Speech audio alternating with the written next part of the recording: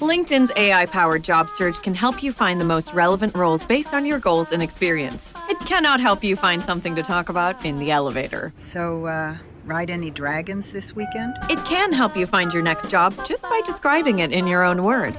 It cannot stop your coworker from describing their dreams. So I was flying, right? And while we can't help you advance in the office foosball tournament, LinkedIn can help you advance in your career. LinkedIn is the network that works for you. Growing a successful business has never been easy.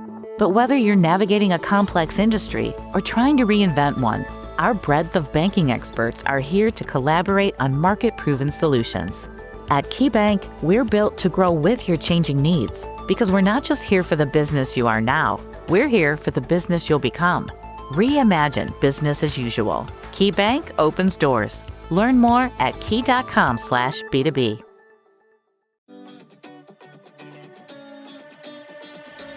Welcome to Her Extraordinary Life by Design, where we celebrate women who are shaping their lives one extraordinary day at a time. I'm your host, Leslie Gaudette, self-care coach for women who are ready to make self-care a priority to support them in life and business. Every week, I'll be speaking with inspiring women from various walks of life who will share their personal journeys and will discover how they have fearlessly carved their own paths as business owners, passionately pursuing their dreams and creating a meaningful impact on their communities. So let's get started. Hello, and welcome to Extraordinary Life by Design podcast. I'm your host, Leslie Gaudette, and today I have the privilege of speaking with Mickell Dent. Mickell is a licensed mental health therapist, EMDR clinician, transformational coach, and TEDx speaker, known for her direct, compassionate approach to healing. She helps people break patterns, process trauma, and step into the most authentic version of themselves. As the creator of the ABC theory and founder of Boss Fly Girls, she empowers women through inner child work and intentional life transformation. I'm so excited to have you here. As I was saying, I was preparing for our call today and I thought, wow, this is going to be so good. Well, first of all, thank you so much for saying yes to being on the show, because when we met a few months ago, in a few months, we met in a networking community and we were in a breakout room, started talking, and I really love what you do. And I'm so looking forward to having this conversation with you today. So I'm just going to get right into it. Before we talk about the work that you're doing, I want to talk about the women behind it all, because you're a licensed mental health therapist, you're an EMDR clinician, you're a transformational coach, and you are a TEDx speaker.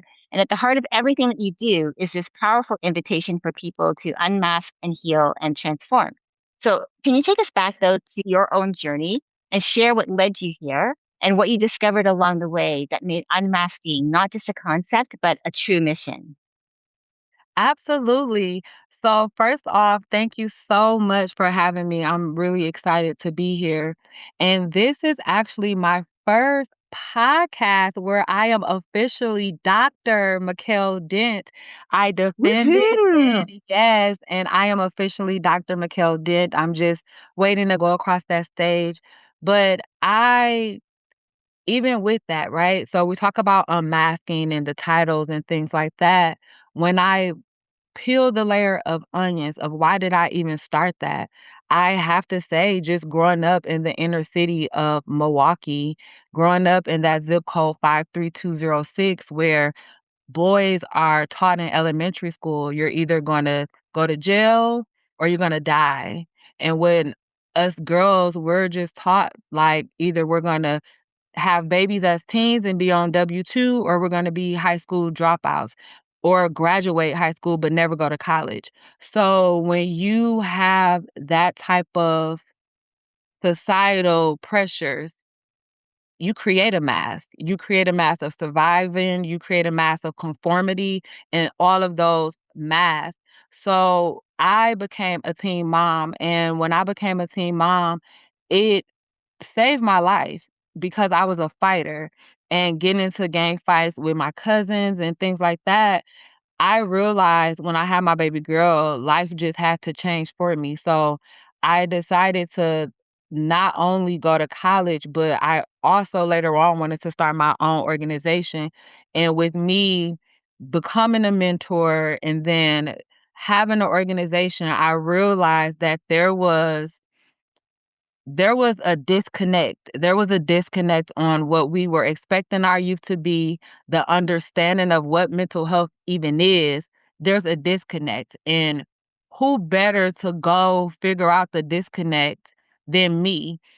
I look like them. I come from where they come from. So that's when I decided to go back to school. And that's when I decided to take a step further and become a therapist so I can break the stigma on mental health.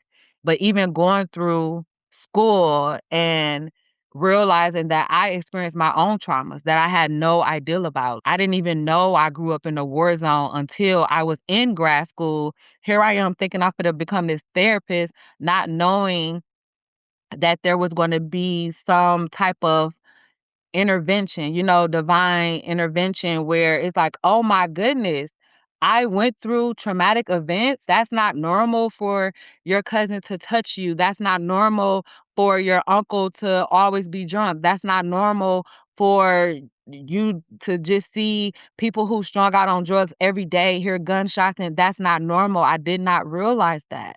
And when I did realize that, the schooling of me becoming a therapist became that much clearer to me.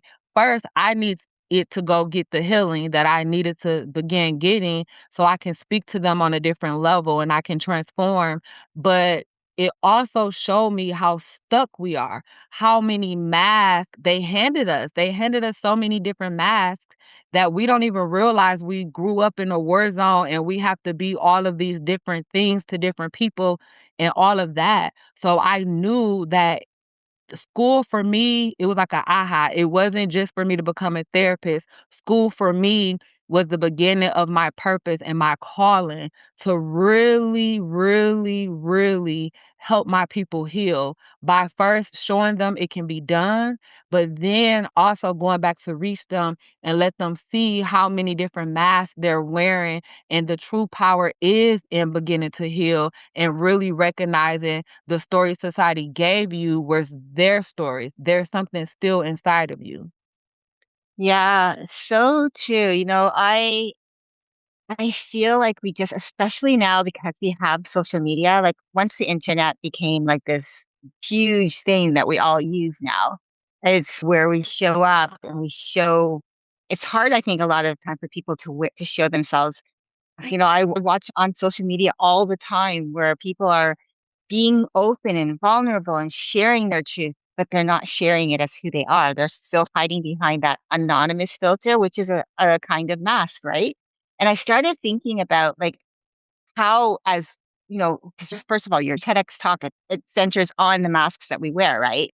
And I think obviously that's very universal, not just for women, not just for men, but it's like a universal thing. Like we all feel Mhm. like we wear masks. Well, maybe we don't feel like we wear masks, but we do tend to wear masks, maybe if we're consciously aware of it or not.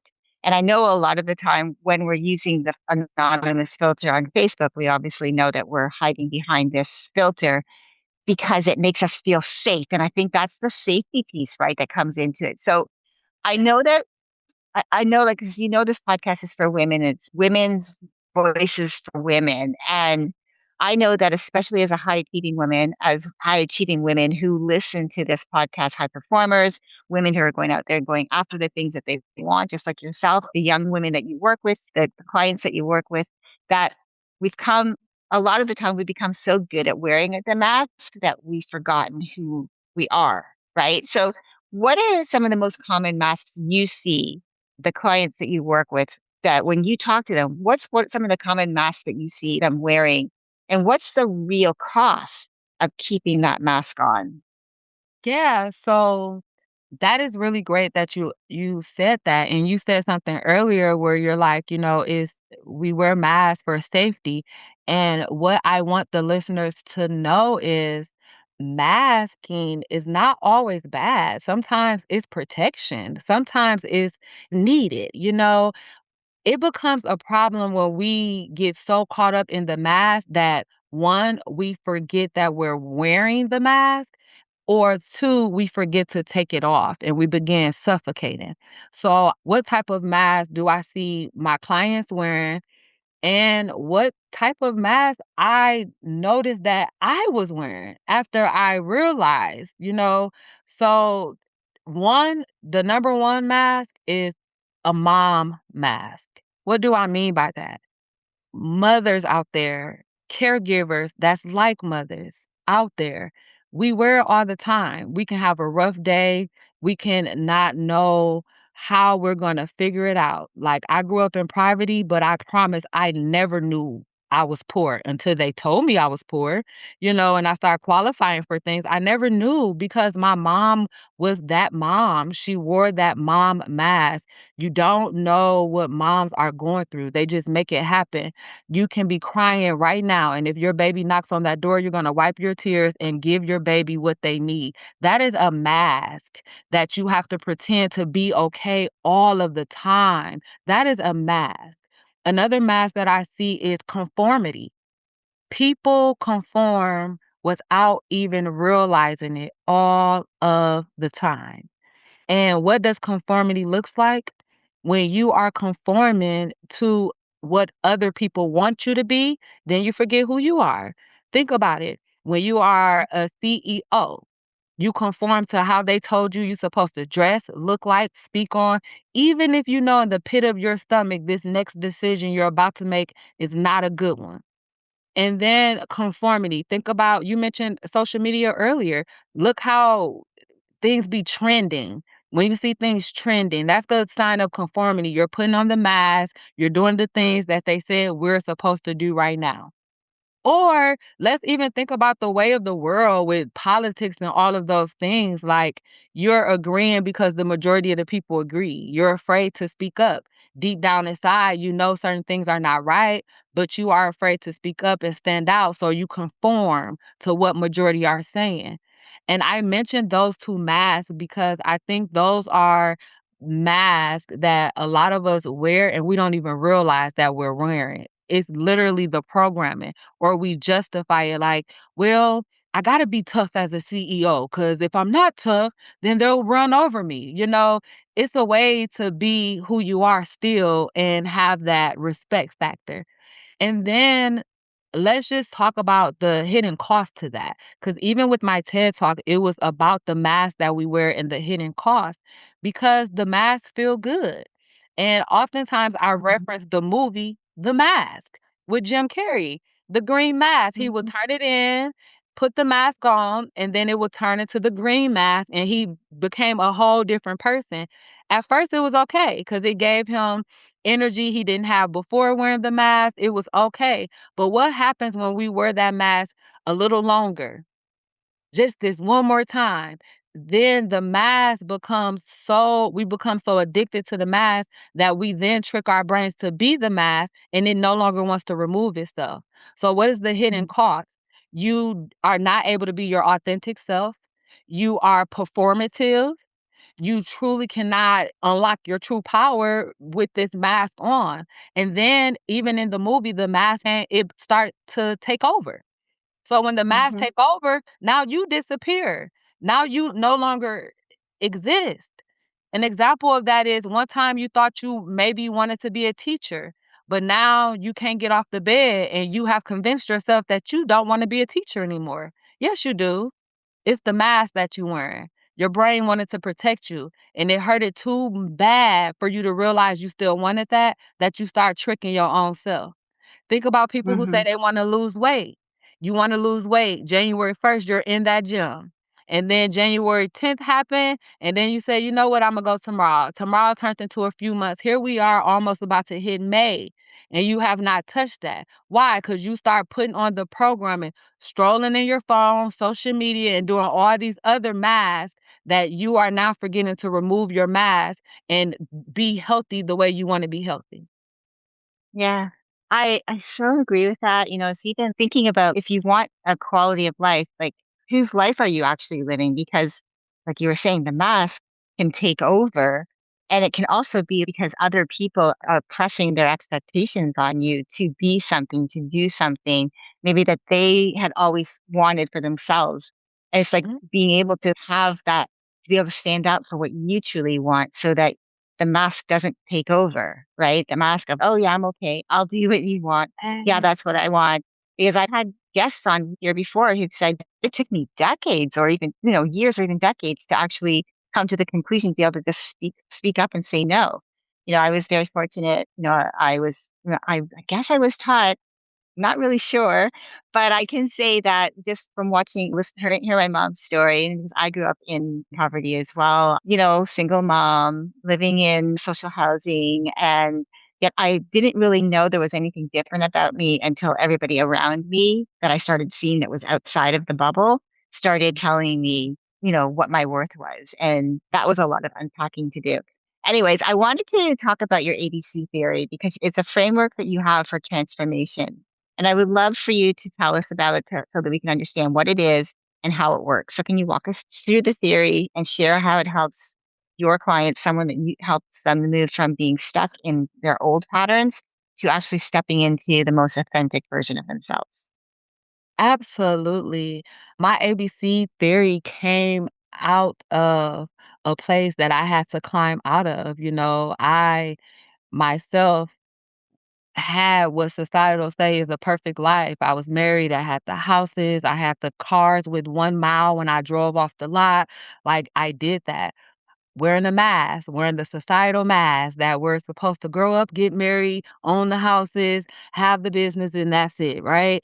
And I realized that there was an emptiness inside of me, and I started to realize that I was living more from a programming aspect of life versus what I truly wanted. So I started taking up for myself. And I remember just really getting to a dark place and looking up and saying, how did I get here? And the reason why is because I started speaking up for myself.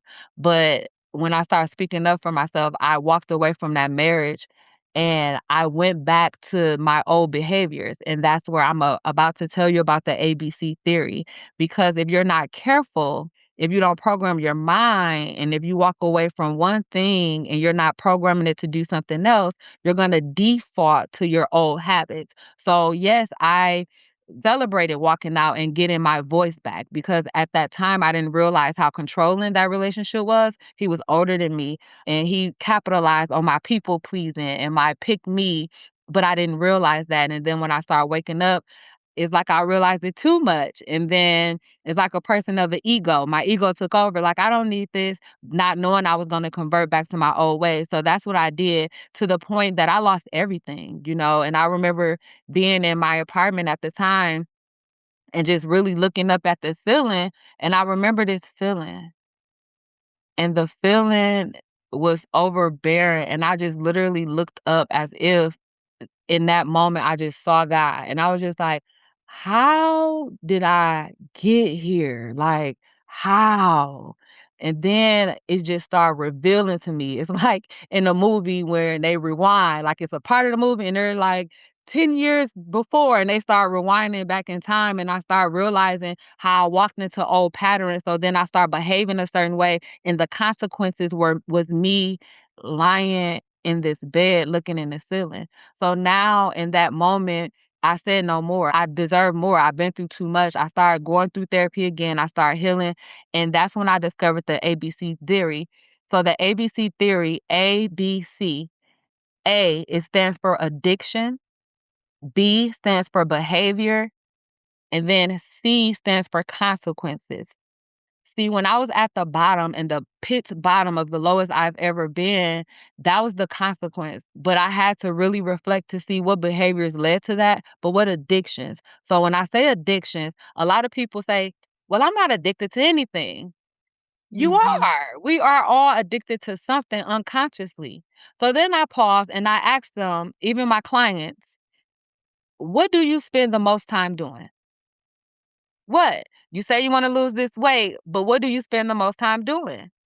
Working. So now you got to get fast food. That is a pattern. That is an addiction that goes against what's the behavior? You're gaining weight. What's the consequence? You're now being mad at yourself and telling yourself all these negative things in the behavior like you stupid, you can't do it.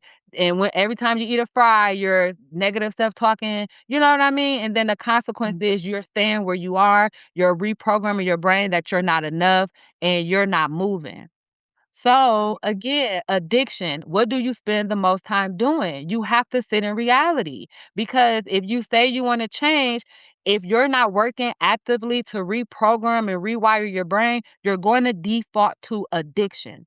That's why some of my women are stuck at they got to six figures, but they're stuck at the low six figures and don't understand why. Because you are addicted to something, whether that's addicted to perfectionism, whether that's addicted to just getting it right, whether that's addicted to telling yourself unconsciously you don't deserve it, whether that's an addiction of a spending habit. So you are not programming your brain to do something different. You may be addicted to negative thinking and self doubting. Those things, what's the behavior? You're behaving in that manner, and the consequences, you're staying stuck.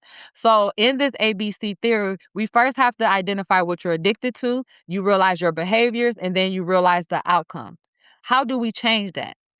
We change it by one or two things. Either one, I then let them know, how could you become addicted to something new?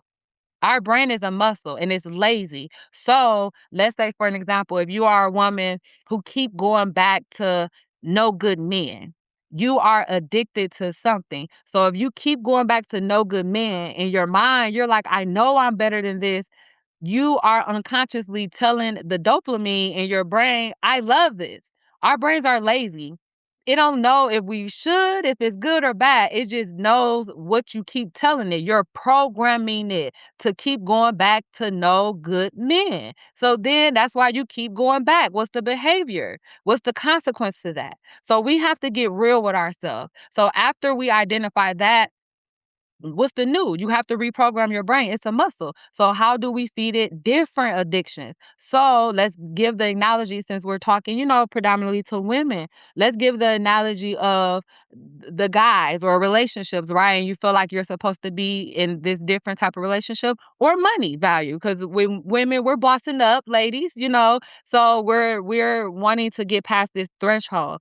My first thing is, what addictions can you do? What is something that you can do right now that is going to rewire your brain? You might say, you know what? I am going to do some self-care. What does that look like? I'm going to take myself out on a date. So then I can know how that feels to get catered to and feel good. Okay, what I'm gonna do is, on the other side, I'm gonna create a budget. And for 1 month, I'm gonna program my brain to really master this savings and this budget. Cool. Now you are creating a new wiring, a new mindset. What's the behavior? You're gonna actually do it. You're gonna take yourself out on this day. You're gonna then enjoy other things, and you're gonna enjoy the movies now by yourself. And then when you're budgeting, you're gonna keep budgeting. You're gonna save even more now. Now you're gonna start wanting to invest. What's the consequences? Now, with the girl, the woman who was attracted to the bad guys, now the consequence is you're attracting good men, because they're seeing you in this light. They're seeing the version of you that knows how it feels to be catered to, knows how it feels to go out and have a good time, and all of those. So now you're attracting those type of people. That's the consequence. The consequence to the money. Now you know how to budget. You're saving. Now you're starting to have the behavior of investing. The consequence, now you're over that threshold now, because the consequence is that. So that's one way. And really quickly, another way to get on the other side, what I teach my clients who are less patient is, I say, well, start backwards. What's the consequence you want? You want 7 figures? You want good guys? Okay. What's the behaviors you need to do? You stop going out to the hood bars and hood guys and expect this. You need to change your behavior. You need to start X, Y, and Z. What's your behaviors? You need to stop spending so much. You need to start doing this. And then what's the addiction? What could you do every day to program your brain? So that is my ABC theory. And I gave you some scenarios in that. That's also how I real life do this with my clients. Yeah, I love that. I love the idea of looking at it from the, forward moving, or looking at it from the backwards, like doing that reverse engineering of it, because I think it's so important.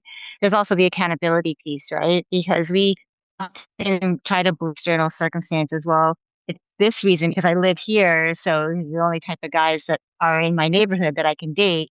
But that's not necessarily true. We can take ourselves out of our environment for the most part. We do have a little bit of control on some things, But we also have control on, again, maybe the addiction is, oh, I feel like I like working with guys. I feel like I can fix them. But then, Mhm, but then maybe the consequences once they feel better about themselves, they leave you. Well, what's the reason behind that? Is because maybe there's something there. And so I love the fact that you go through the whole idea of like there are addictions, and it doesn't necessarily mean that it has to be drugs or alcohol mhm, or some kind of other physical addiction. It can be just addictions to, again, staying safe. You don't want to like, I want to go to the gym, but I'm addicted to my phone. I'm mhm, addicted to social media. I'm addicted to Instagram. Once I get on TikTok, I can't stop myself scrolling.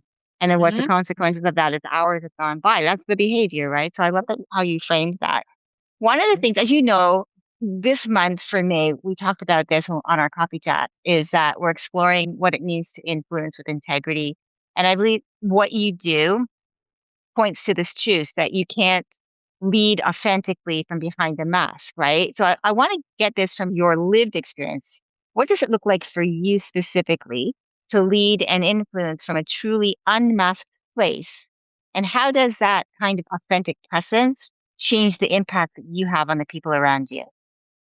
I was forced to live underneath from stepping in front of the mask. And it may sound cliche, but it literally was the year-long preparation of my TED Talk Unmasked. The name came to me, I wrote it, yes, but I had no idea practicing it and really embodying those words. I didn't know situations for that year will come up in my life where I had no choice but to break down and be vulnerable. You're talking to a inner city Black girl who was taught what goes on in my house stays in my house. I don't need them people in my business.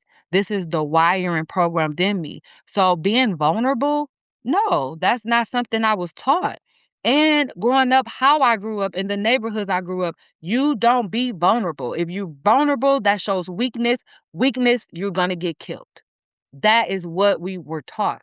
So this year-long practice of TED Talk, it was situation after situation where I had to be vulnerable because I had to learn my speech. So when you're meeting with a group of people, it's your turn. I broke down crying. Like I couldn't practice.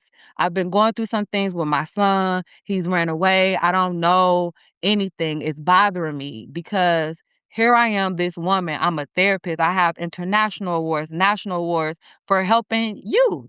But I can't help my own son. It was just messing with me. And in that moment, they showed me the power of being vulnerable. But in that moment, I realized that this speech had nothing to do with me checking something off a bucket list. It had everything to do with me learning what it really looked like to unmask, become vulnerable, become authentic. So when I delivered my speech, my husband texted me right before then, and he was like, "Be you." Like, he saw the acts before me. He said, "I just need you to come on this stage and be you." And when I delivered my talk, you see me being me, that inner city girl with the accent, talk a little, hoodish sometimes, but I say it how I feel it. I need to do that. And that was my first time really showing who I was. I was showing my inner city people, I'm not Mickey anymore. I am Mickell. But I was showing people that Dr. Mickell Dent is still Mickey. It was just all in that. So when I transformed, I then learned I can help transform people on a whole different level. Why? Because I did the ugly things and I killed some cells like the caterpillar do to become the butterfly. I did that. I went through it. I did the ugly cries. I began trusting people again. So me transforming, now I can transform people on a whole different lens. But then the other part of your question is the way I show up is everything. When I show up unmasked, I give women permission to do the same. When I show up like, y'all, I had a rough day, I give permission for other women not to suffer in silence.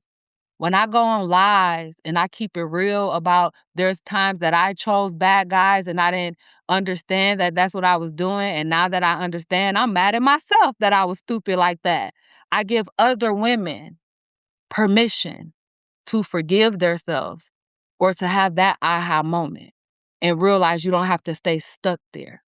So that is how I learned that I needed to unmask, and that is how now I share it to the world.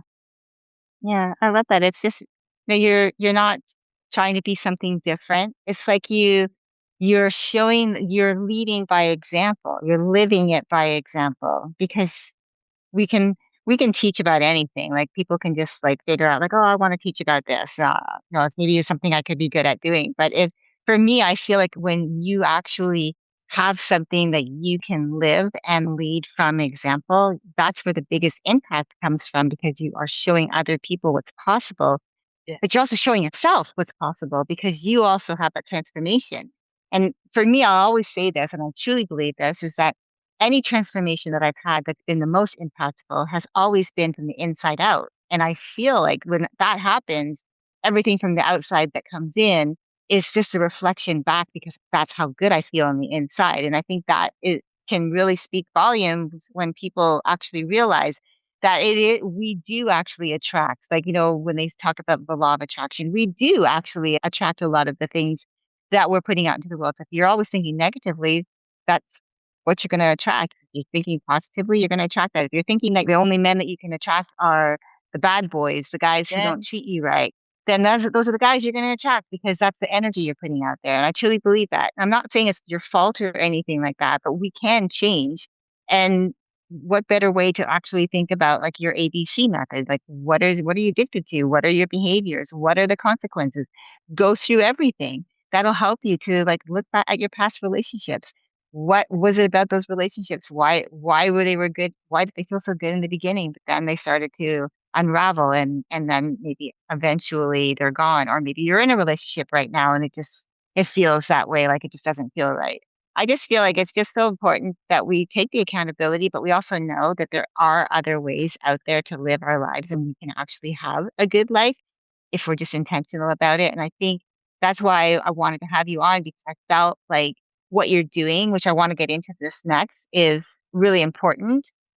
What I think, for example, when I say I wanted to get into something a little bit more now about the Boss Fly Girls, the Glow 414, you are, for me, I feel a community builder. Okay. We talked a little bit about this when we first met. As I said, we met on a networking event. And then we talked briefly on our coffee chat about the podcast. But through Boss Fly Girls and your nonprofit Glow 414, you're creating spaces where women and young people are supported, where they're mentored and they're empowered to step into their full potential. I think that's so important. Our young people need us. We can't just say, oh, just leave them, they'll figure it out.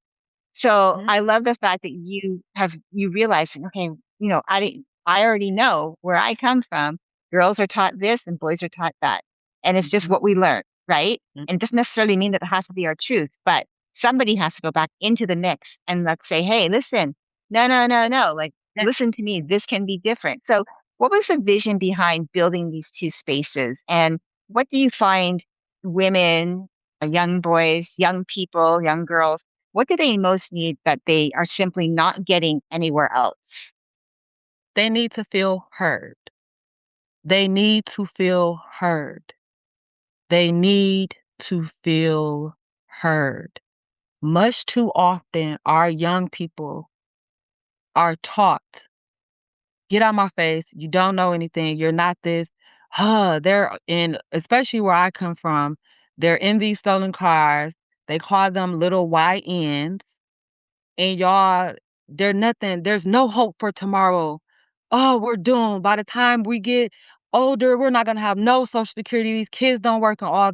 You think they're not listening? You think they're not listening? I'm taught what I'm taught in the inner city. But when I turn on the noise outside the inner city, I'm hearing worse things. So if where I come from is telling me this, and y'all are telling me this, that must be who I am. How would I know any different? The girls aren't doing it around me. The women aren't doing it.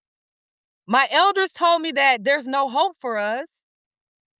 My mama don't know how because her mom didn't believe her. Dad, we don't have dad.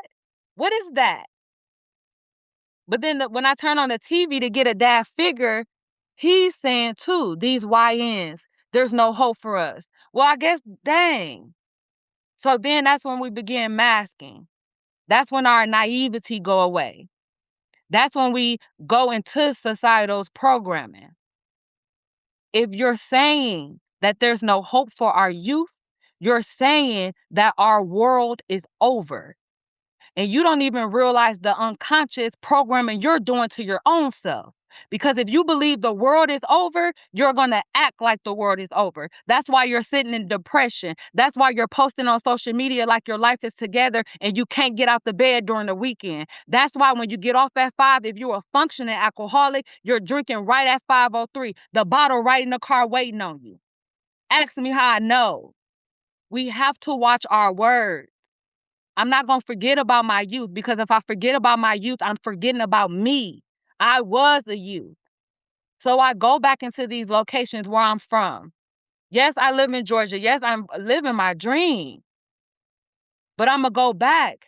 I didn't mind waiting in line for 5 hours when the IRS was doing what they were doing to get back to my inner city so I can go inside the detention center. You know why? Because when I did my programming in December, I just did a pop-up. And I was talking to a 15-year-old group of girls, ages 12 to 17, in jail. And I asked them what was their goals for the new year. And this baby told me her goal is only to make it to age 17. So I repeated the question because I thought maybe she didn't understand what I was saying. She said, oh, no, I understood you. I just want to make it to 17. Well, baby, how old are you? 15 and a half? I ripped up my curriculum because let's circle up, girls. There's more work to do. If I got to fly here and be the one, I'm going to meet y'all where y'all are. You only have a goal in your life to make it to 17 because they told you you weren't going to make it past 17, because they're telling you you're nothing, because they're telling you there's no hope. Our babies have lost hope because we have lost hope.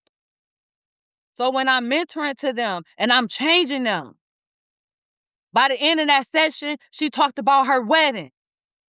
She talked about how many kids she gonna have now. She just needed hope.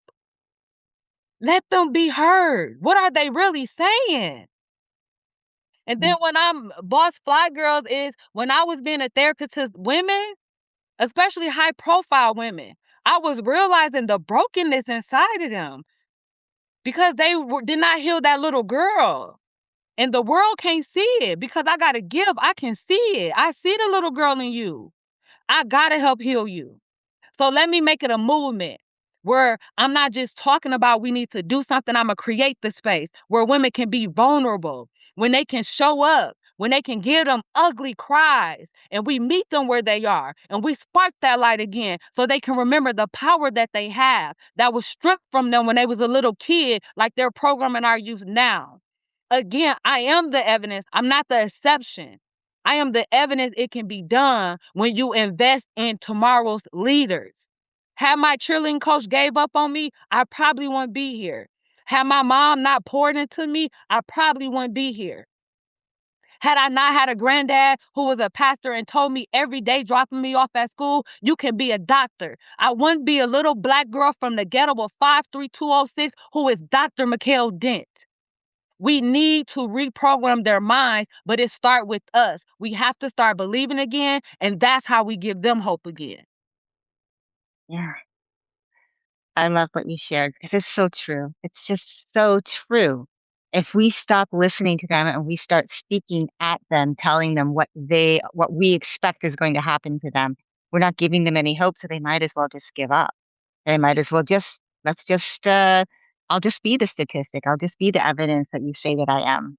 And so I love the fact that you said, no, I'm going to put boots on the ground. I'm going to be there. I'm going to be there for you. And I'm going to listen to you and I'm going to pour into you. And I really, truly love that.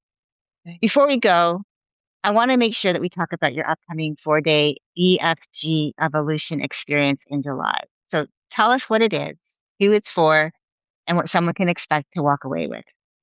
Yes, I am so excited about that. So, we are having our third annual BFG Evolution, July 30th through August 2nd.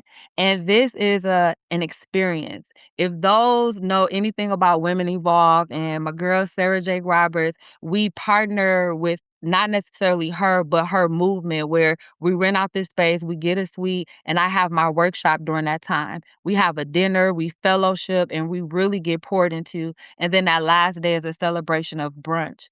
With this, it's not another workshop. This is really the ABC theory. We're working real time. You need to sit in front of you because if you don't sit in front of you, I'll be the first to say you're never going to become her. How could you ever become her if you haven't looked at where her is right now? So you today have to start doing the behaviors today to get the consequences of where you see yourself in 5 years. You got to make that decision today. So really just giving them permission to not be okay for one, giving them permission to see again, giving them permission to believe and see how this really can happen. And then just meeting them where they are with the programming. Who told you you couldn't?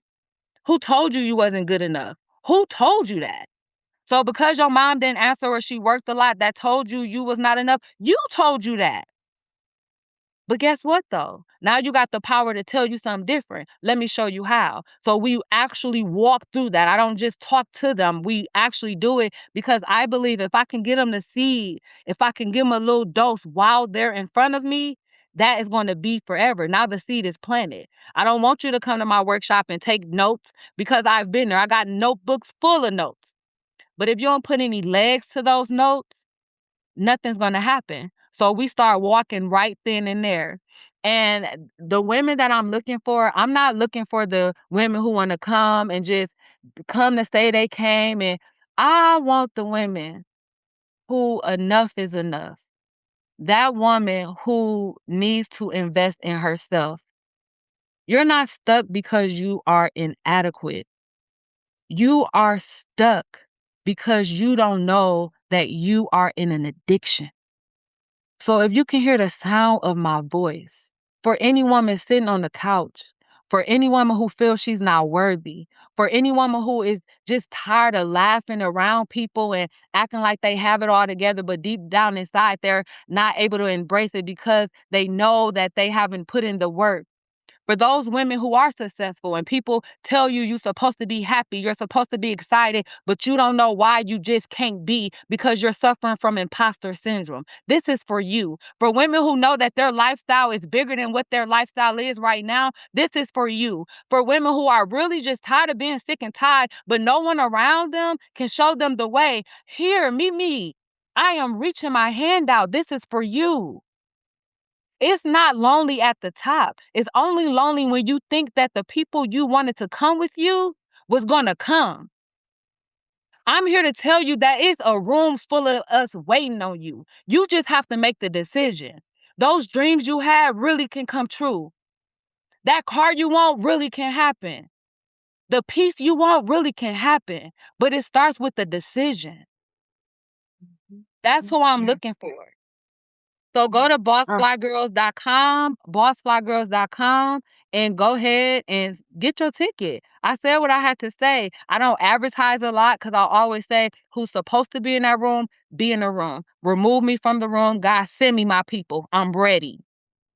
Yeah. Oh, Mickell, Dr. Dent, I have to say, I knew this conversation was going to be good. I just didn't know it was going to be amazing. What you bring is not just therapy or coaching or strategy, it is truth, raw, direct, compassionate truth. And in a world that rewards performance and polished exteriors, it's so rare to have that.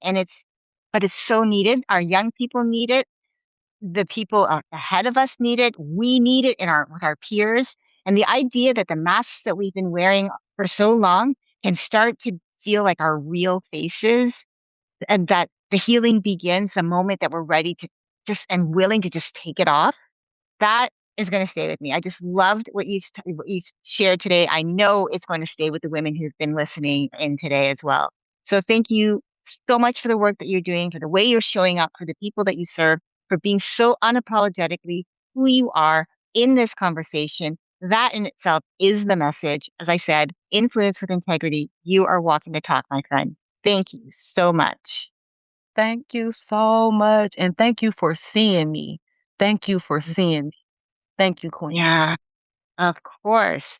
And to our listeners, if you'd like to connect with Dr. Dent directly, learn more about Boss Fly Girls Glow 414 and her upcoming 4-day BFG Evolution experience in July, you can find everything that you need in the show notes. Remember, the mask was never meant to be permanent. Yes, it was protection. It made sense once. Maybe it even saved you. But you're not who you were when you first put it on. And the woman underneath, the real one, the unmasked one, she's been waiting patiently for you to finally choose her. So choose her because she's not too much, she's not broken, and it's not too late. The woman behind the mask is simply waiting for you to say, I see you and I'm ready.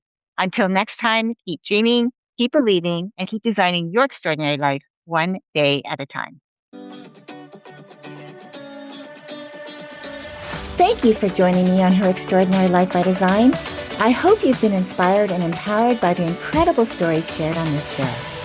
If you enjoyed this episode and the conversations we've had, I would greatly appreciate if you could take a moment to leave a review. Your feedback and support mean the world to me, and it will help others discover the podcast and join our empowering community. Remember to hit the subscribe button so you never miss an episode. Together, we can continue to learn from these amazing women, uncover their extraordinary journeys, and be motivated to create our own lives by design. Thank you again for tuning in. Until next time, stay empowered and keep shaping your extraordinary life one day at a time.